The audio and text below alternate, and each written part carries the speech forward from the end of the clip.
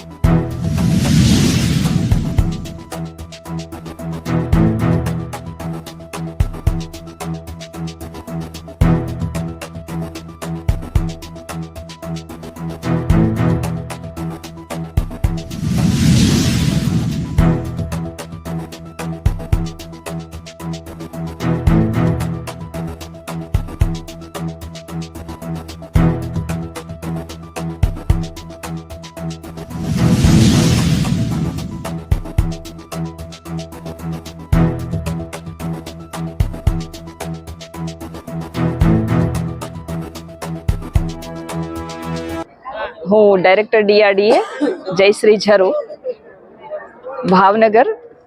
અને આ સશક્ત નારી મેળો 19 ડિસેમ્બરથી 21 ડિસેમ્બર સુધી સવારના 10 થી રાતના 10 સુધી ચાલુ રહેશે।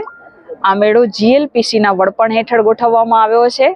આજ રોજ માનનીય મંત્રી શ્રી કૌશિકભાઈ વેકરિયા સાહેબના હસ્તે આ મેળાનું ઉદ્ઘાટન કરવામાં આવ્યું છે। આ સાથે માનનીય મંત્રી શ્રી જીતુભાઈ વાઘાણી સાહેબ પણ જોડાયા હતા।